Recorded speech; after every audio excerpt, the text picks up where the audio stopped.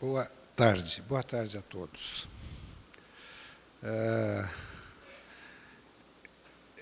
Eu vou, como Tom já percebe pelo título dessa minha apresentação, falar de uma série de experiências que eu tive a oportunidade de fazer como arquiteto em terrenos difíceis, terrenos acidentados, com altas declividades, e alguns deles com mata natural, floresta nativa natural, com espécimes a serem preservadas e cobertura de o solo muito frágil, onde, então, para essas experiências, para esses projetos, foi estratégico o uso de estruturas de madeira industrializadas.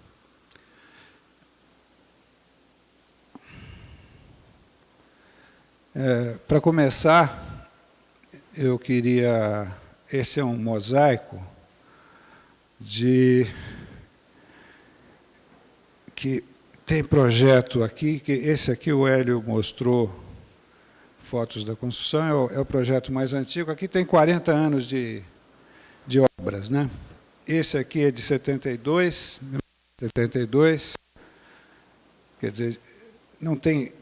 esse aqui estamos fazendo agora, esse projeto aqui. Está começando a obra. Então, são 40 anos entre esse e esse, passando por todos, 40 anos de...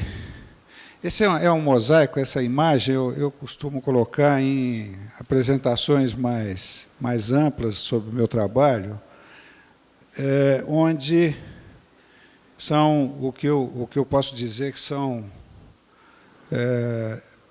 obras e projetos onde houve a oportunidade de realizar pesquisa em projeto, né? Houve oportunidade e, às vezes, necessidade de desenvolver alguma coisa nova,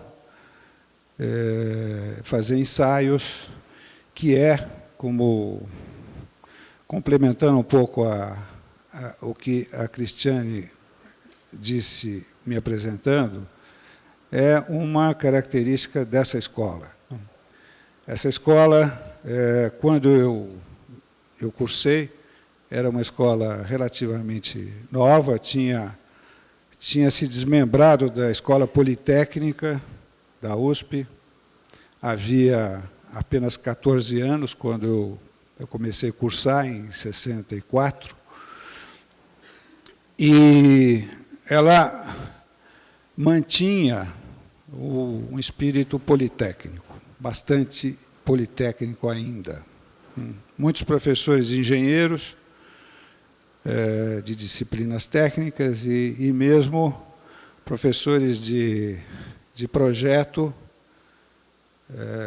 Tem que falar, evidentemente, do professor Artigas, que tinha sido, inclusive, professor da Escola Politécnica.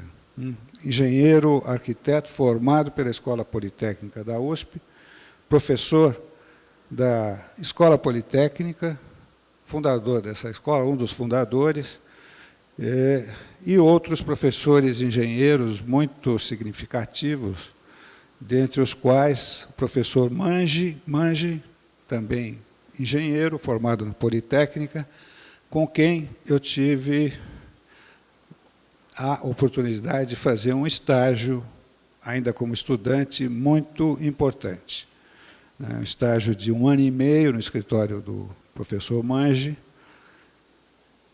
Foi bastante importante para mim. Então, a ideia da pesquisa em projeto é alguma coisa que permeava o que se fazia na escola, o que os professores faziam, vários dos nossos professores nitidamente faziam pesquisa em projeto, e as questões, especialmente questões técnicas, questões ambientais, de conforto ambiental, tem que mencionar o professor Sintra do Prado, professor engenheiro, professor Sintra do Prado, professor da Politécnica, que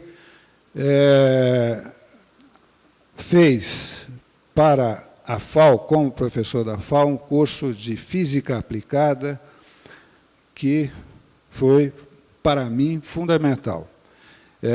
Ele fez, inclusive, 2 grandes apostilas, uma do primeiro ano, nós tínhamos 2 anos, primeiro e segundo ano de Física Aplicada, o que, mais adiante, já nos anos 70, foi se transformando, é o que hoje, vamos dizer, a base, o núcleo do nosso Departamento de Tecnologia é originado nesse curso de Física Aplicada do professor Sintra do Prado. A gente tinha, no primeiro ano, iluminação natural, artificial, com cálculos rigorosos, e no segundo ano tínhamos acústica e conforto térmico. Chegávamos, no fim do segundo ano, a fazer cálculo acústico e projeto acústico de teatro e auditório, uma coisa séria.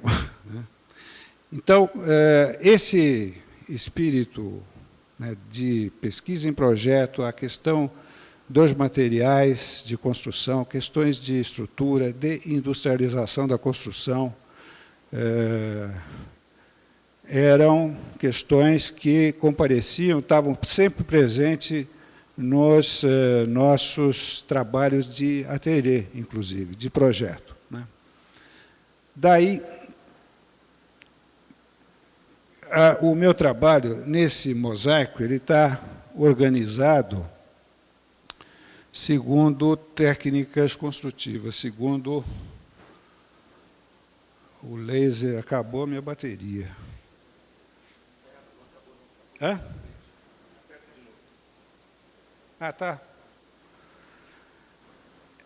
Está organizado, isso aqui está organizado, não em ordem cronológica, mas segundo técnicas construtivas. O que tem aqui em cima, essas 3 primeiras obras, são obras em alvenaria armada de bloco de concreto industrializado, as 3. Isso aqui é uma escola em pré-moldado de concreto.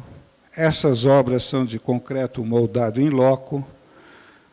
Essa obra aqui tem os edifícios mais baixos, até este aqui que tem 10 andares, é de alvenaria armada de bloco, e os edifícios mais altos, estrutura moldada em loco de concreto.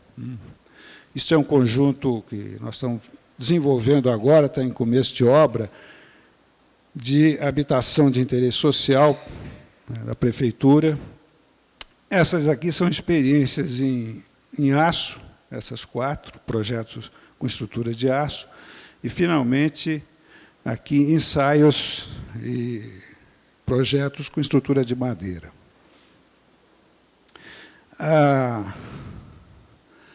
As estruturas de madeira industrializadas me permitiram enfrentar essa questão dos terrenos difíceis, de projetos em terrenos difíceis. Terrenos como esse da casa do Hélio Olga, que vocês já viram. Realmente, eu vou mudar de...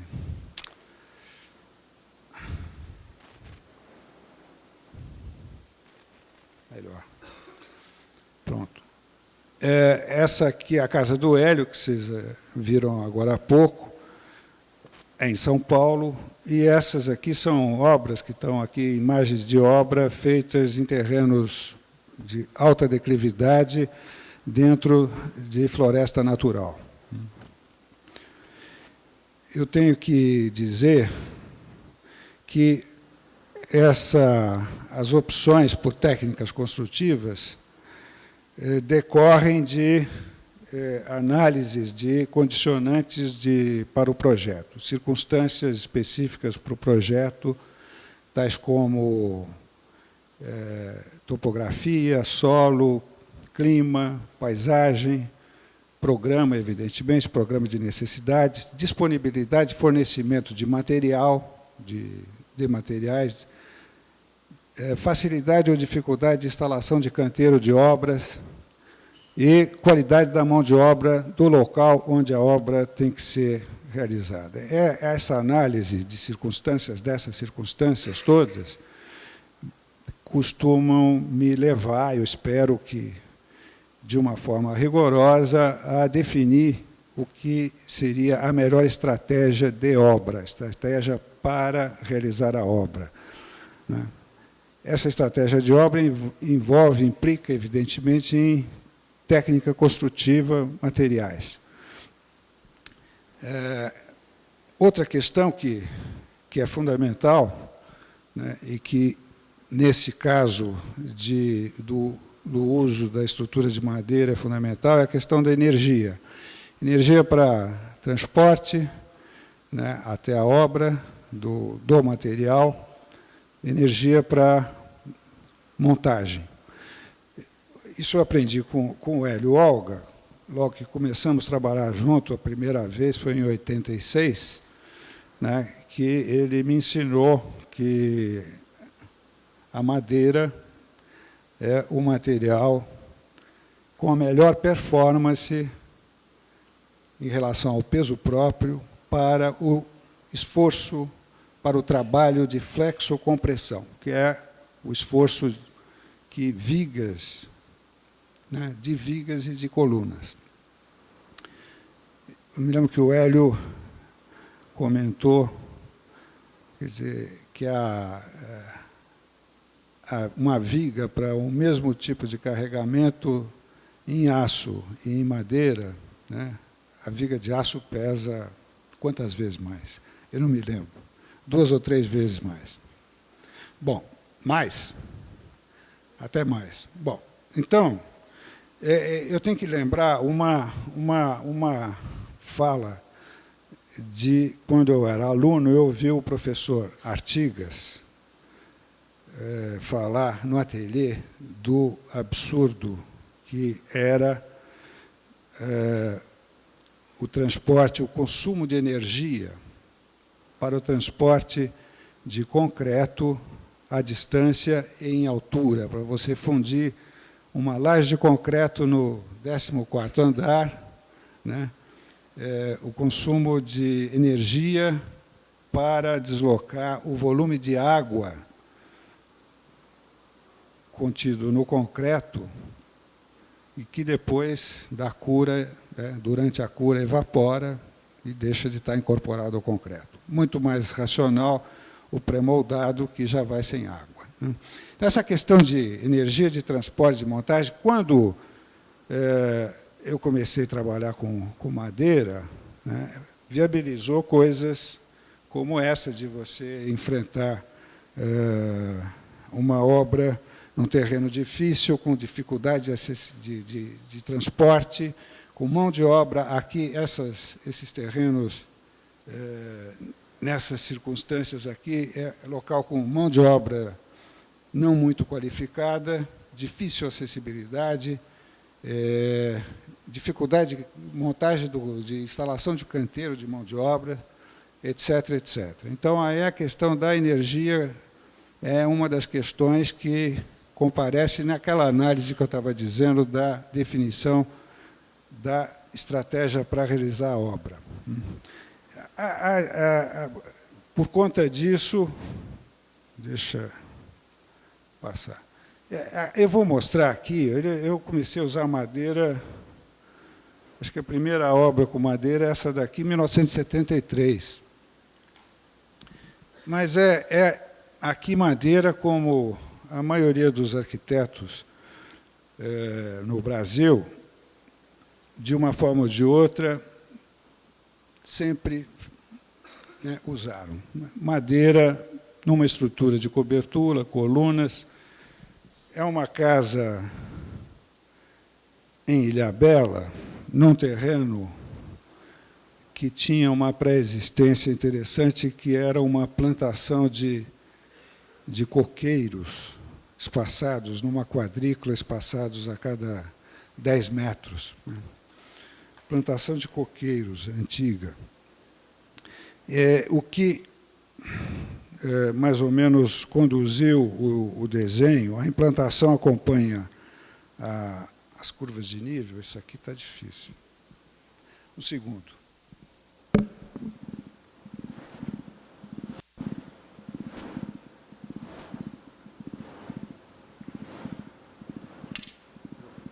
Estão vendo aí, tinha alguns coqueiros que já tinham morrido, né? A casa se encaixou entre os coqueiros, acompanhando as curvas de nível.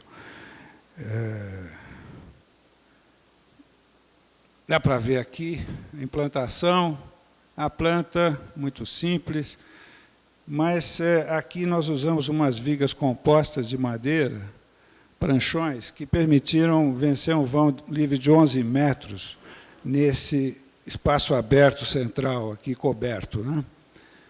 Foi um ensaio interessante, tem toda uma coisa de ventilação pelo forro, né? Entrada de ar aqui na parte baixa, saída de ar por lá. Agora, esse piso todo tem um piso elevado aqui que é feito em concreto. Ainda eu não tinha, né, essa facilidade, é uma coisa que são vigas compostas de pranchões montadas na própria obra.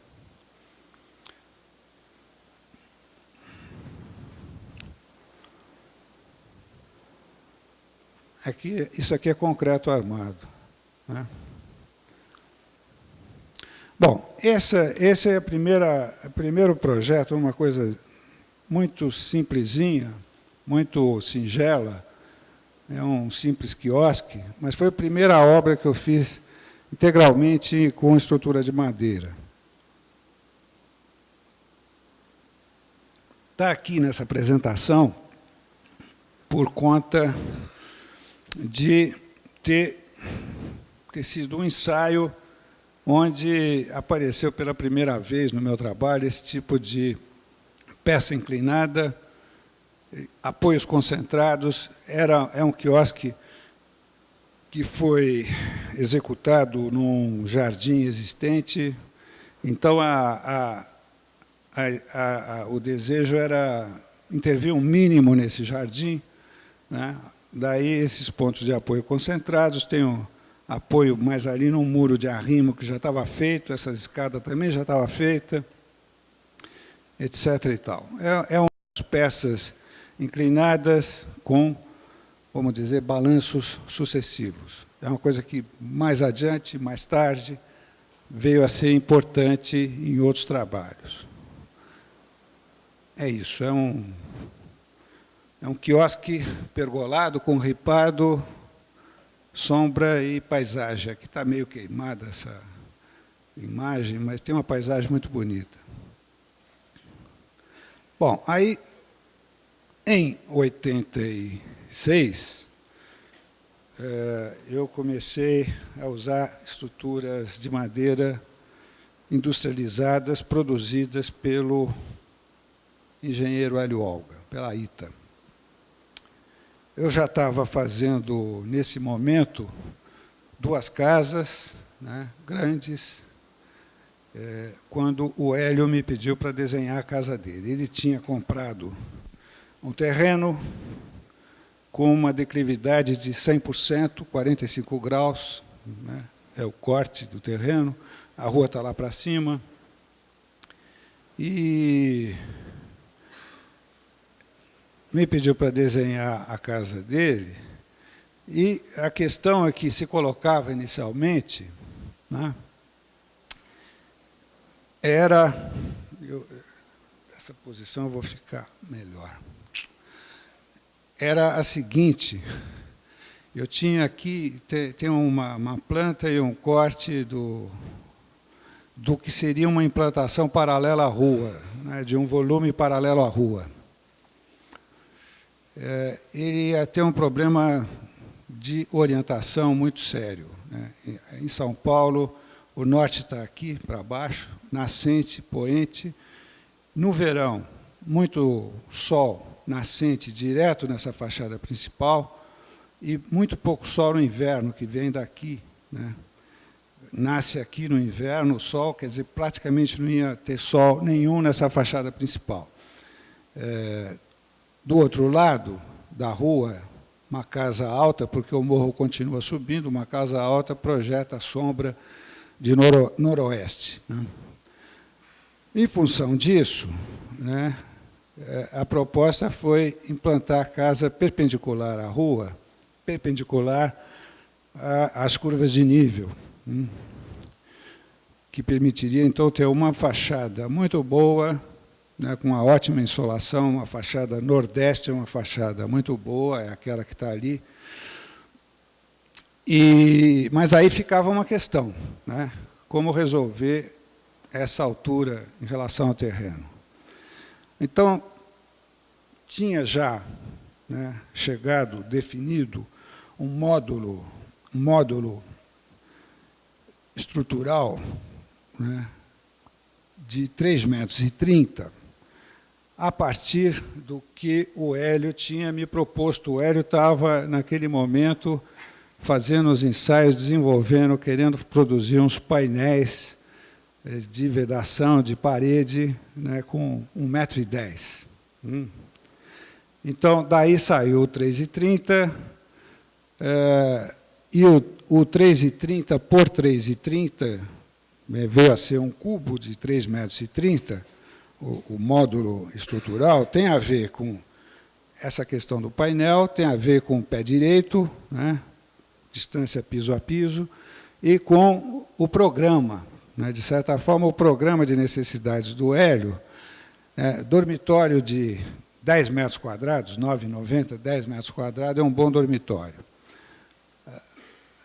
Aí eu fiz alguns ensaios, passei efetivamente coisa de um mês, né, né, fazendo ensaios vários. Isso aqui não é croquis original, isso é croquis feito para explicação, mas teve um mundo de croquis de planta e corte, né, até chegar, finalmente, nessa... Eu estou com o meu de novo, mas que mania.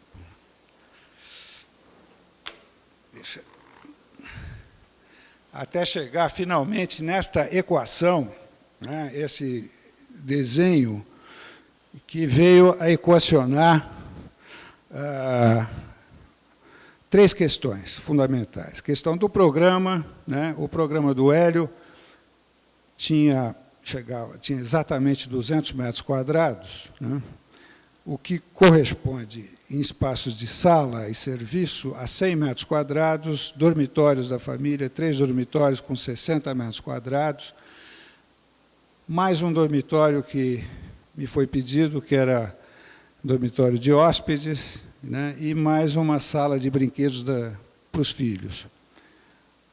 Então, esse desenho equacionou, aqui já era uma tentativa de equacionar programa, mas a estrutura simétrica é equilibrada, né? Apoio simétrico, ela não descarrega carga nenhuma sobre essa parte de concreto que está aqui. Então, a estrutura simétrica, equilibrada e, fundamentalmente, né, a montagem. Quer dizer, a sucessão de montagem desses cubos, né, em altura, de baixo para cima, né, e lançamento de uma viga atirantada, simétrica, com outra coluna, outra viga, permitiu, quer dizer, isso foi uma questão para o desenho, né, permitiu uma montagem sem escoramento nenhum, né, sem cimbramento, o que seria muito difícil com essa altura toda, né. Imagine uma casa, não vou dizer com esse desenho, mas qualquer casa, né, o cimbramento feito em concreto, por exemplo, é o cimbramento que obrigaria a se fazer, né. Aqui tem uma sucessão de imagens das colunas, isso aqui, tem as colunas lá embaixo, no terreno, os 2 primeiros cubos, né, mais outros 2 já montados, aqui a primeira viga lançada, com atirantada, coluna, né, e viga sendo colocada. E, finalmente, aqui a estrutura está quase pronta. Está sendo aqui montado com esse elemento de auxílio aqui, montado a última coluna, a última viga. Isso permitiu que essa obra fosse feita. Então, por apenas, foram 3 operários, não é isso, Hélio? 4? 3? 3. 3 operários sem auxílio de nenhum equipamento. Por conta dessas peças terem seções pequenas e apenas 3,30 m, né, no máximo de comprimento, isso foi transportado manualmente, morro abaixo, escorregando, né, em bicas, né, e depois, quando chegou no nível de cima, já ficou mais fácil. Mas foi montado em 40 dias, não é isso?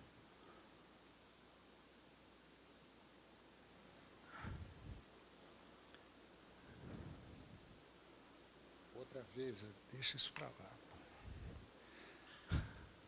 Bom, aí está a casa montada, já com essa fachada nordeste. Tem essa parte aqui, é feita em concreto, ela está diretamente apoiada no terreno, praticamente diretamente apoiada no terreno. A estrutura, ela tem um ponto de contato com essa laje de concreto, onde há apenas transmissão de esforços horizontais, sem transmissão de esforço vertical. É uma pena que eu não pus essa imagem, estava naquele seu corte. Tem uma junta que permite que se chegue até lá, tem um pino que transmite apenas esforços horizontais para ajudar a resistência da estrutura para com ventos laterais, torções, deformações laterais. É como se fosse rédeas, né? Que você coloca rédeas num cavalo, que você puxa de um lado ou de outro. Você pode imaginar que uma estrutura esbelta como essa, com essa altura, os esforços de torção que ela tem. A foto da casa por baixo. É importante notar que tem como em todas as estruturas que nós vamos ver agora, é concreto como apoio junto ao terreno, esforços de compressão, concreto é o melhor material para isso, né? Não deteriora em contato com o solo, com umidade. A madeira trabalhando a flexocompressão, colunas e vigas, e esforços de tração com aço e os próximos esforços de tração e forças cortantes extremas com juntas de aço também, né? A cada nó desses, fazendo a ligação entre pilar e viga, há o que a gente chama de tarugo de aço. É o que está aqui, nesse nó, junto ao apoio, né? Esse tarugo, além de fazer a junção entre pilar e viga, ele faz a ancoragem do tirante, né? O tirante mergulha na madeira, é rosqueado aqui, e na outra extremidade ele é passante com porca. Aqui, essas axonométricas aqui dão conta de se ver, né, a quantidade de madeira, de peças que você tem junto ao apoio, que diminuem na medida que se sobe e que vão diminuindo na medida que se vá avançando em direção aos extremos dos balanços. Aqui, implantação, no terreno de 30 por 30, terreno original do Hélio, depois ele comprou o terreno vizinho e já fez o estúdio onde os projetos da ITA são produzidos. Deu uma configuração de uma planta em L com essa parte de concreto que está aqui, se vê direto no solo, uma configuração de planta em L com a parte de madeira avançando em relação ao terreno, ao declive. Essa parte de concreto é a melhor face como orientação e mesmo como vista para esse terreno. Tem a vista que se tem nessa diagonal, que é 45 graus, é aquele morro muito arborizado do Colégio Pio XII, no bairro do Morumbi. Aqui uma vista já mais posterior, mais junto ao terreno. Transversalmente, existem 3 pórticos, um pórtico em cada fachada e um pórtico central. Os pórticos de fachada têm os tirantes, o pórtico central não tem tirante, evidentemente, para que se possa passar sem problema. Mas os esforços, eles são, quer dizer, dessa coluna que está aqui no meio, que vem do andar de cima, vem da cobertura, passa pelo andar de cima, esse tirante traz a carga para cá, para os pórticos laterais. Isso aqui é contraventamento, né? Contraventamento e travamento transversal. Esses painéis aqui, que são painéis industrializados de contraplacado de madeira e placa cimentícia nas 2 faces, eles são feitos com 2,5 metros de comprimento, né? Então, isso é um pé direito muito bom para um espaço de 3,30 por 3,30, né, que são os espaços de quarto, por exemplo. Um pé direito muito bom, esse aqui. Então, aqui está o forro dos espaços internos, o piso está aqui em cima, tem um vazio onde passam instalações visitáveis, porque isso acaba dando um espaço livre de uns 60 centímetros, 65, não é isso, Hélio? Por aí. E o fechamento lateral desse espaço, desse pleno, é feito com veneziana. Passa ar por aqui e há umas tomadas, tem uma entrada de ar e saída de ar nos pisos, em réguas do assoalho que são pivotantes. Isso dá nós vamos ver adiante, foto que mostra isso. Aqui está a casa, uma foto pôr do sol, né, começo da noite. A garagem está aqui, porta de correr, são portas de correr de vidro aramado. Se o carro fica na rua, esse espaço se transforma num prolongamento aqui do deck da piscina para uma festinha.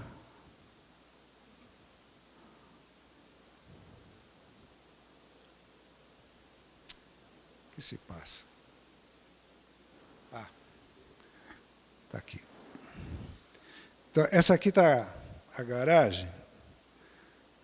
A garagem com essas portas de correr, a entrada para a sala, a entrada para a área de serviço. Essa é uma vista da sala. Embaixo dessa estante, por exemplo, tem umas reguinhas aqui do piso que são pivotantes. Acho que nessa imagem dá para ver aqui. Reguinha pivotada. E tem réguas pivotantes aqui do forro junto às janelas. E o Hélio me disse, certa vez, não sei se você lembra, que um dia, onde estava tudo fechado, com essa coisa aberta, isso aqui aberto, uma folha de sulfite que estava aqui numa mesinha como essa, levantou o voo e foi buscar abertura no teto, né? É o efeito de convecção. Essas janelas do Hélio aí, quer dizer, a casa dele é muito exposta. Se deixa a janela aberta, às vezes é uma ventania. Então, esse dispositivo é muito prático, né?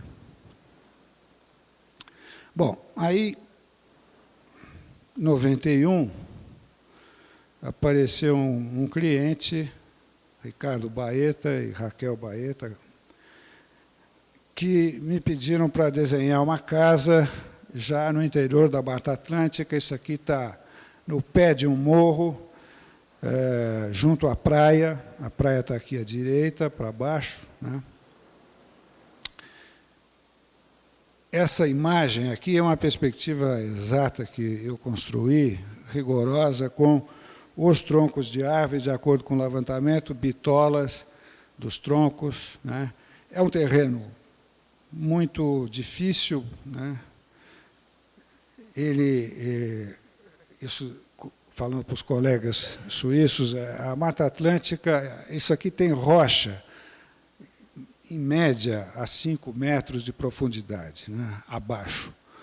Então, é uma terra vegetal, não é vegetal, uma terra de decomposição de rocha e muita terra de resíduo de vegetal, também misturado, muito frágil, né? Mexer em terrenos desse tipo, né, fazer cortes, por exemplo, corre-se risco de provocar deslizamentos de terra significativos. Vizinhos a essa casa aqui, obras vizinhas que começaram enfrentando o morro e cortando para fazer garagem, etc., fazer casas mais junto ao nível da rua, né, provocaram alguns deslizamentos sérios, né? Então, nesse caso, foi evidentemente estratégico usar essa técnica, concentrar apoios, né, intervir pouco no terreno, pontualmente. Esse desenho com essa malha triangular, ele apareceu após eu ter feito alguns ensaios com uma trama ortogonal, né? Eu fiz alguma coisa no começo, assim, parecido com a sua casa, com a casa do Hélio. Mas aí cortava muita árvore, era um impacto muito grande, né? O ensaio com essa malha triangular me permitiu fazer essa casa com 200 metros quadrados, exatamente, sem cortar nenhuma árvore importante, né? Isso é consequência da quantidade muito maior de combinações que você tem com 3 direções do que você tem com 2 direções da trama ortogonal, né? Os perfis das plantas são naturalmente mais orgânicos e se acomodam melhor para com as árvores existentes. Além do que, com isso era uma coisa que os clientes me pediram, não queremos cortar árvore, o mínimo de árvores, né?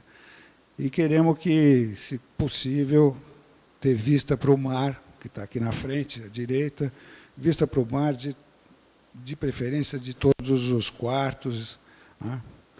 Essa configuração, a planta final, permitiu isso, né? 2 árvores nativas existentes passam ao interior da casa, num pátio central. Aqui está a casa já construída.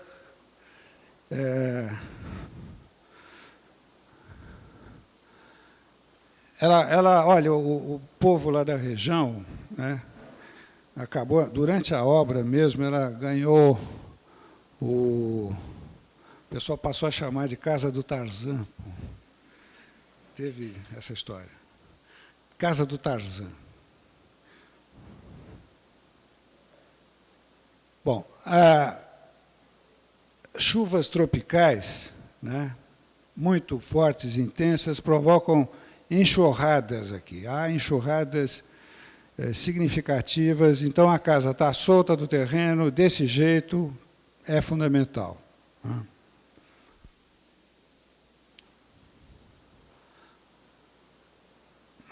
há poucos pontos de contato, uma descida do pavimento superior aqui para o terreno, um outro ponto de contato aqui e uma escada que vem lá da rua. E a casa é toda solta e a enxurrada passa por baixo.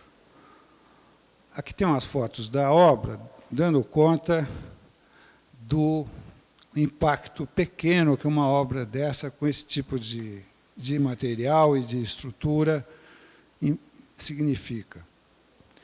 Dá para ver que alguma coisa ainda está passando aqui no meio da estrutura, assim, uns arbustos menores que foram cortados depois. Aqui tem uma planta do nível inferior, do nível superior e um corte. É uma estrutura muito esbelta, né? E é fundamental, foi uma coisa fundamental, esse elemento central. Isso aqui é um pátio hexagonal que acontece nos dois pavimentos. As faces internas dessa fachada, aqui, essas fachadas internas são todas atirantadas. Então, isso trabalha como uma grande coluna central que está aqui, né, e que garante, então, essa estrutura contra esforços transversais de vento, etc. A estrutura, a casa do Hélio Olga, eu não cheguei a mostrar, talvez também porque não aparecesse.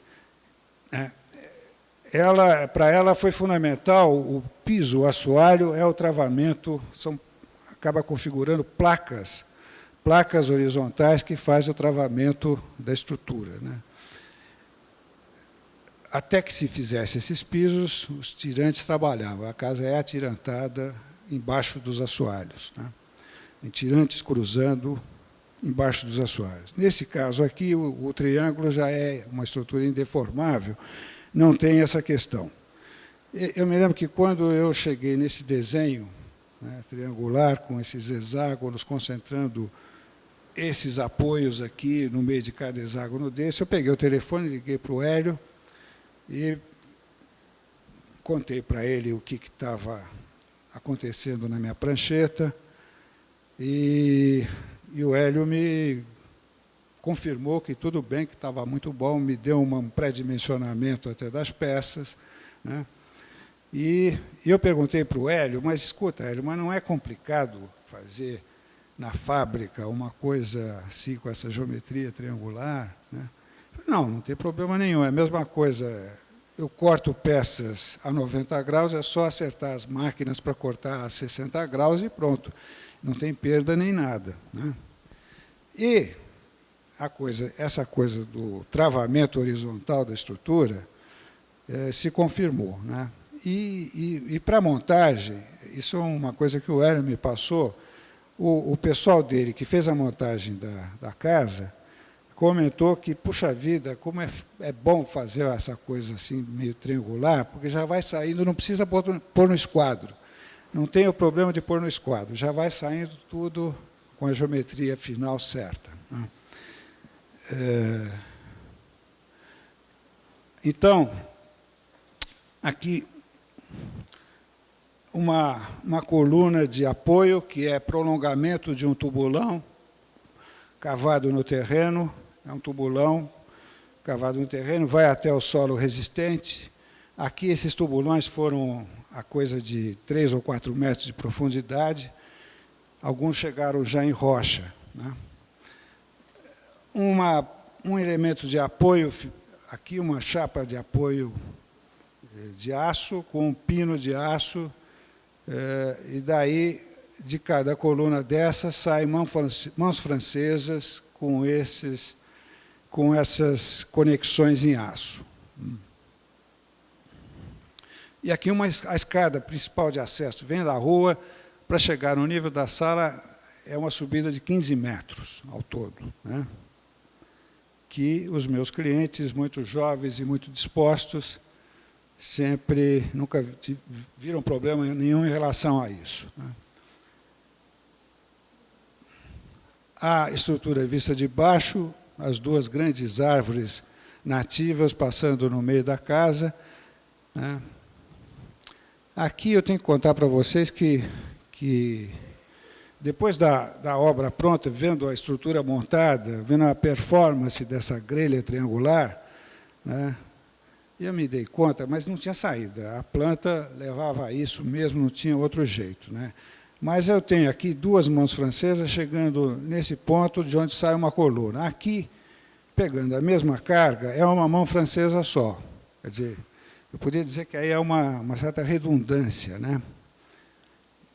O que me levou, a partir dessa experiência, mais adiante, a minimizar os apoios com essa estrutura triangular.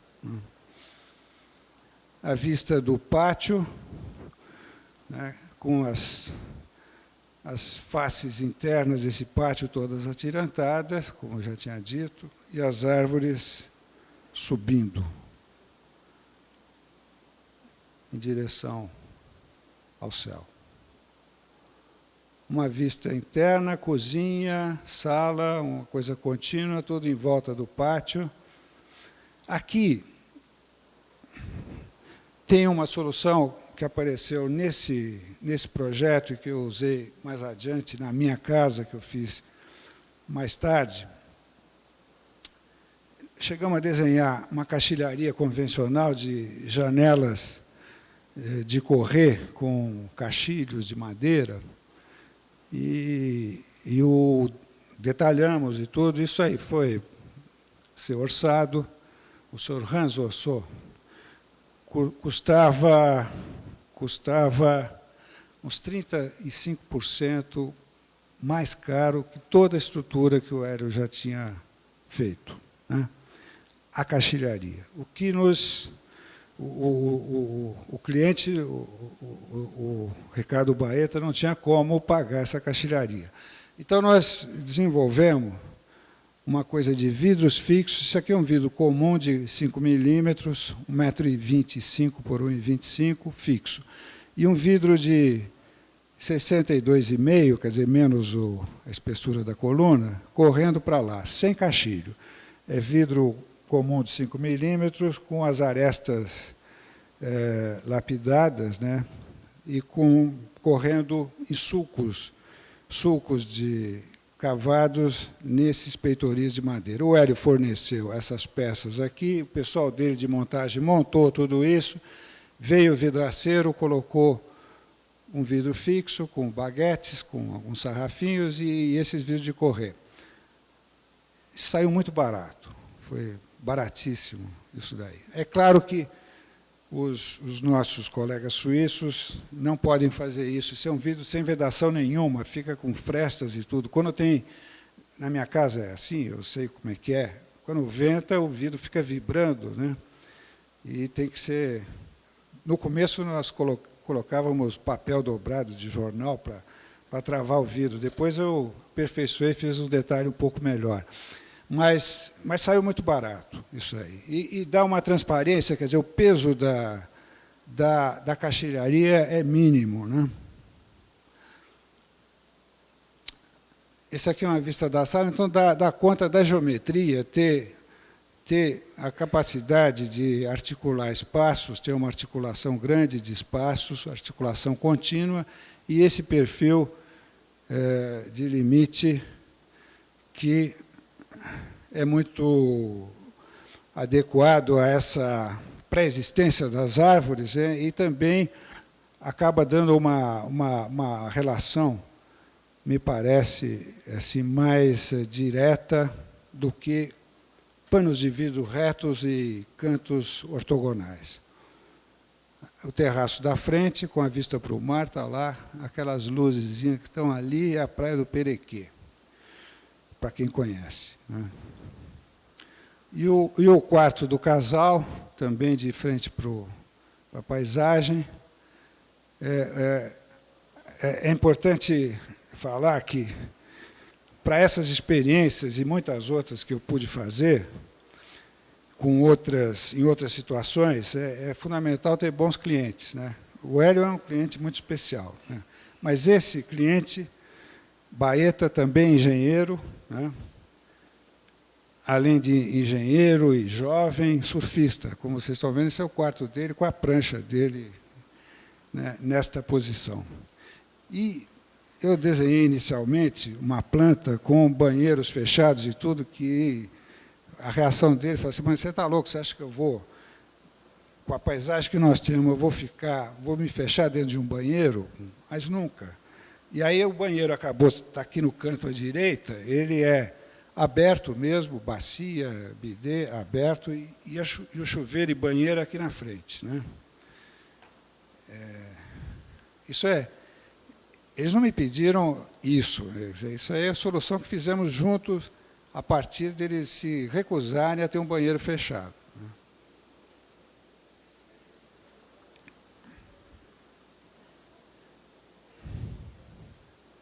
Bom, dessa experiência da Casa Baeta, aquela coisa que eu estava comentando, o que teria sido, o que seria uma redundância estrutural, né, me fez pensar uma estrutura mais sintética. A Casa Baeta estava em obra, a estrutura já estava montada.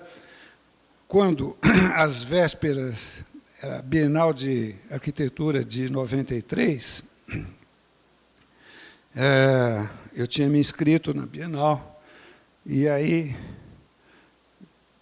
decidi, coisa de um mês antes, um mês e meio antes, apresentar uma sucessão de experiências com estrutura de madeira em terrenos difíceis. Então, foi a casa do Hélio, a casa do Baeta, que estava em obra, né, e fizemos no escritório esse modelo aqui de um protótipo, de um modelo de estudo, né, com 3 pontos de apoio. O Hélio, inclusive, interessante a coisa do ensaio, do modelo. Eu me lembro do Artigas, de novo, estou lembrando do Artigas. O Artigas fala que, olha, nós não devemos fazer maquetes. Maquete é coisa da Belas Artes, é a aparência final do projeto, para você mostrar como é que vai parecer, né? Nós fazemos modelos, alguma coisa que é para botar à prova o projeto, para fazer ensaio. Então, nesse caso, né, para fazer esse modelo, a escala é 1:15. O Hélio produziu na fábrica dele essas peças todas. Isso aqui o Hélio mandou, perfis contínuos, né, que nós cortamos, e o Hélio forneceu, inclusive, encomendado pela Ana Paula Pontes, ela pediu um gabarito para encaixar peças e cortar peças a 60 graus, que o Hélio também produziu e mandou para a gente. Então, nós fizemos no escritório a montagem desse modelo, né, com peças produzidas na fábrica. Eu me lembro que o Hélio, a questão era assim: qual era a escala, né, mínima possível de você cortar esses perfis hexagonais, né, perfis hexagonais como esse que estão aqui. Então, a escala foi 1:15, com o material que é o material que... O que era isso aqui? Angelim mesmo? Hã? Cedro? Tá bom. Muito bom. Então, fizemos isso daqui. Eu fiz no computador isso daqui, né? Quer dizer, fiz plantas e tudo, e uma série de renderizações como essa daqui. E essa aqui é a exposição na Bienal. O Hélio, nós estávamos já produzindo uma primeira casa para um cliente que tinha pedido um projeto perto da Casa Baeta. Era um outro cliente muito especial. Esse era campeão de asa delta e fabricante de asa delta. Era um engenheiro, Demasi, fabricante de asa delta e campeão de asa delta, né? Então, infelizmente, a casa dele demorou muito para aprovação. Teve um problema de aprovação no terreno dele, e um ano depois dele ter já pago para o Hélio uma parte, o Hélio estava produzindo essas peças aqui. Isso aqui tinha pilhas na fábrica do Hélio, pilhas desses módulos estruturais, né? Ele acabou, porque a obra não saiu, não foi autorizada a construir no terreno dele, separou-se da mulher, o casal se separou, E aí, isso aqui foi parar na minha casa, está lá na minha casa. Isso e as outras peças que... Quer dizer, o protótipo apareceu na hora que eu tinha já esse cliente com esse projeto em andamento, com essa estrutura, eu tinha chegado nessa estrutura de 3 pontos de apoio, e a minha casa também, que eu já estava começando, tinha essa mesma equação, né? Isso aqui o Hélio, então, mandou uma bancada da fábrica, aqui com cavaletes, e esses nós ele fez especialmente para a Bienal, né? E está aqui aquele modelo 1:15. Eu tive muita satisfação de chegar algumas vezes na Bienal, nesse lugar, e ver assim, estudantes, porque isso aqui dava para desmontar essas peças, desencaixando, desenhando. Quer dizer, foi uma exposição muito interessante, porque dava conta de um processo em andamento, né, de uma experiência em andamento. Era a comunicação de uma experiência que estava em andamento. Bom, a primeira aplicação efetiva dessa estrutura do protótipo foi essa casa Valentim, em Blumenau. No meio de um terreno já com uma vegetação grande, de porte, isso não é mata nativa, mas era uma mata significativa, um terreno muito difícil também. O terreno era na extremidade de uma rua, num balão de retorno, onde tinha uma caixa d'água do bairro todo, né, aqui, uma torre de caixa d'água. Essa topografia, né, entra-se por cima, e essa geometria apareceu, esse triângulo equilátero, apareceu depois de muito trabalhar, ele se acomoda muito bem à topografia e à orientação, né? Norte, né, noroeste, vistas do terreno, mas esse modelo aqui, que está aparecendo aqui, feito no computador, é uma estrutura de aço. Eu imaginei inicialmente, vendo, porque esse meu cliente aqui, ele era diretor da Hering, da Indústrias Hering, e ele me levou a conhecer vários edifícios industriais da Hering com estruturas de aço magníficas, né? Então, pensando que em Blumenau ia ser muito longe, muito difícil, custar caro, o Hélio mandar as coisas para lá, né? Supervisionar a obra, etc., né? O primeiro desenho foi com estrutura de aço. Esse projeto aqui, nós chegamos a fazer o projeto básico e tudo, e fomos orçar isso aqui, e era inviável, né? A estrutura de aço era inviável para o cliente, no custo.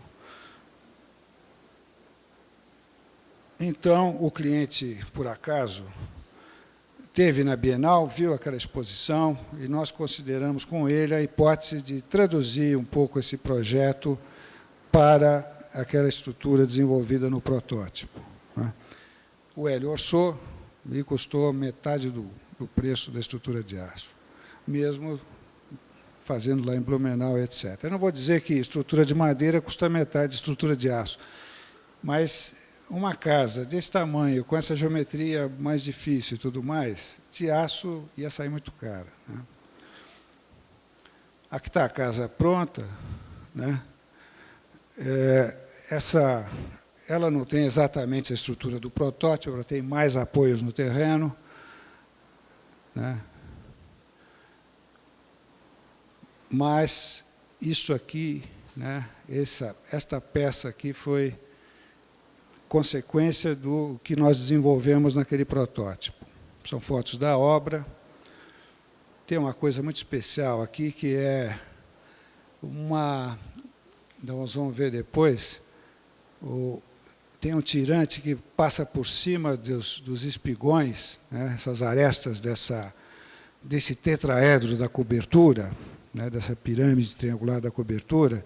Esses tirantes permitiram balanços significativos, como esse que vocês estão vendo aqui. Em todas as pontas são Isso, a coluna está aqui atrás e nesse caso aqui, que é onde param os carros, são balanços significativos por conta desse tirante que corre ao longo do espigão. A sala tem uma cobertura, mais ou menos uma grande coifa. Blumenau é uma cidade no estado de Santa Catarina, ao sul, mais ao sul, mas é no interior, é um lugar que tem boa parte do ano muito quente, úmido e muito abafado. Então, há toda aquela coisa da entrada de ar por baixo e saída de ar no topo, num elemento como esse, que é uma claraboia com ventilação controlada, né, no topo da cobertura. Bom, finalmente a minha casa, né, de 96, 97, que é exatamente a estrutura do protótipo, com a diferença desses terraços em balanço e desse grande beiral, né, que é consequência da decisão de fazer um grande terraço jardim na cobertura.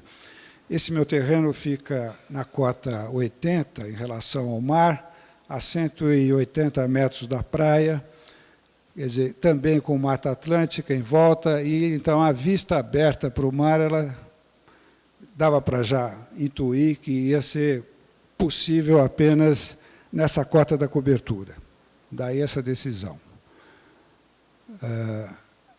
A rua está aqui à direita, tem uma ponte com apoio central, não toca na casa, é uma ponte apenas com essas duas colunas centrais, ela simplesmente tem uma ancoragem junto à rua para equilibrar.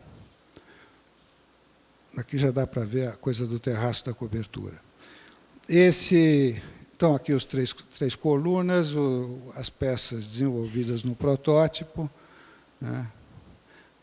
Os elementos de apoio aqui são 3 cilindros de aço de 3 polegadas,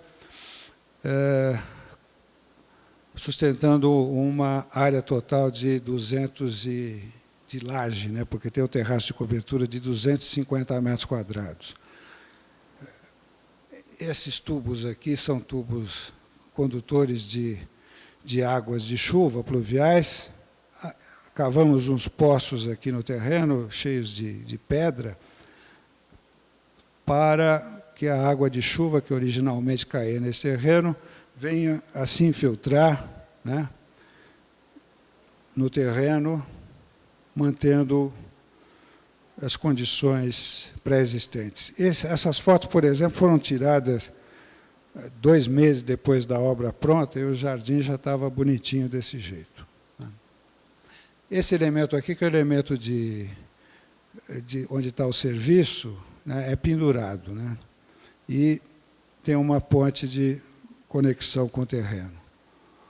A vista por baixo aqui, decidimos, foi um outro elemento de ensaio, fazer umas placas pré-moldadas de concreto, que o Hélio produziu também na fábrica dele, mandou para a obra, com placas de concreto de 4 centímetros, com agregado leve, por conta da gente imaginar que ia ser muito difícil, né, com essa altura toda, fazer manutenção de peças de madeira no beiral.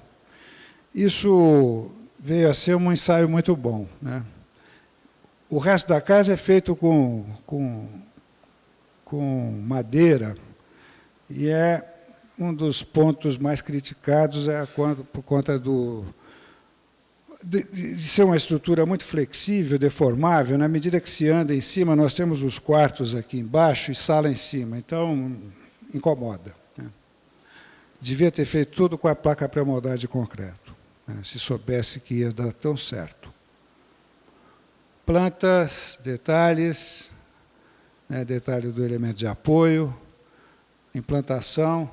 E aqui está, mas não está dando para ver direito, mas tem o mesmo detalhamento das janelas da Casa Baeta, está aqui, né? as plantas, o terraço de cobertura, chegada da rua na sala. Então, existe uma escada espiral no centro da casa e as funções estão nas extremidades, né? Sala de jantar, cozinha, aqui são os 3 quartos, numa configuração semelhante a um bay window, né? Como se fosse grandes bay windows nas extremidades. Fotos da obra, aqui placa pré-moldada, tinha acabado de chegar na obra, então ela está aqui colocada, está ruim isso aqui, está aqui. Ó. Sucessão das etapas de montagem, também do mesmo jeito, né, de dentro para fora, a estrutura foi sendo montada e abrindo para cima. A casa já pronta, foto mais recente essa, uma vista de baixo da ponte de acesso, a ponte da área de serviço, sala, entrada por aqui, aqui atrás está a cozinha com 2 portas de correr, e à direita a sala de estar, à esquerda jantar. E a escada que sobe para a cobertura e desce para os quartos. A configuração, então, que deu para perceber na planta são esses terraços em balanço alternados com espaços envidraçados, né? Uma alternância de fora, dentro, sucessivamente, como uma sucessão de bay windows, o que dá uma relação muito confortável, muito direta e muito integrada na vegetação circundante. Terraço, sala, terraço. Cozinha, outro bay window, né? No nível de baixo, um quarto, um dos quartos. Terraço de cobertura, uma parte coberta, para se estar protegido do sol e de chuva. E, finalmente, outra vista do terraço, já com a vista para o oceano aberto, e aqui o sol estava nascendo, ele nasce, no verão nasce aqui, bem aqui em frente, né? Sol nascente, visto do terraço. Muito obrigado.